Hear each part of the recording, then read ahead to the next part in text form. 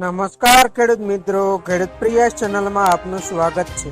આજે તારીખ 24 જાન્યુઆરી 2024 સવારના મહત્વના હવામાન સમાચાર ચેનલમાં નવા આવો તો સબસ્ક્રાઇબ કરી લેજો। ગુજરાતમાં જાન્યુઆરીના અંતમાં કમોસમી વરસાદની આગાહી, ઠંડીમાં થઈ શકે છે વધારો।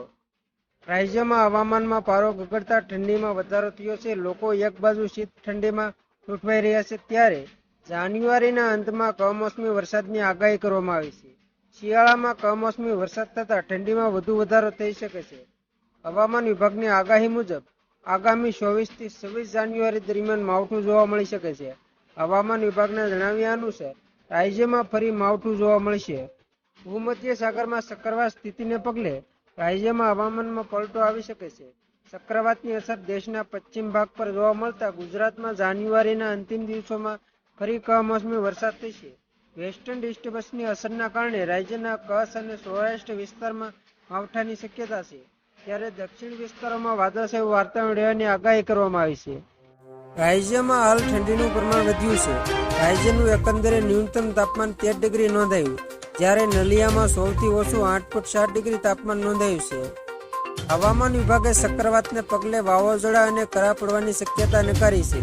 આગામી દિવસોમાં સરેરાશ મહત્તમ તાપમાન 28 ડિગ્રી જોવા મળશે, જ્યારે ન્યૂનતમ તાપમાન 14 ડિગ્રીની આસપાસ જોવા મળશે।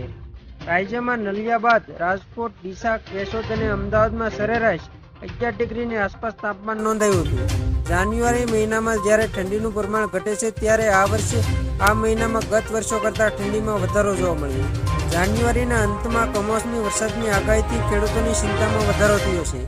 એક બાજુ જ્યાં પાક તૈયાર થયા હોય ત્યારે વરસાદના કારણે પાકને નુકસાન થાય છે। આ મહિનામાં સામાન્ય રીતે જીરું જેવા રોકડિયા પાકો જોવા મળે છે, અને વરસાદ થતાં આ રોકડિયા પાકને નુકસાન થવાની ખેડૂતોને ભીતિ છે। તો ખેડૂત મિત્રો, આ હતા સવારના મહત્વના હવામાન સમાચાર। ફરી વખત મળશું નવી અપડેટ સાથે, ત્યાં સુધી જોતા રહેજો ખેડૂત પ્રિયા યુટ્યુબ ચેનલ।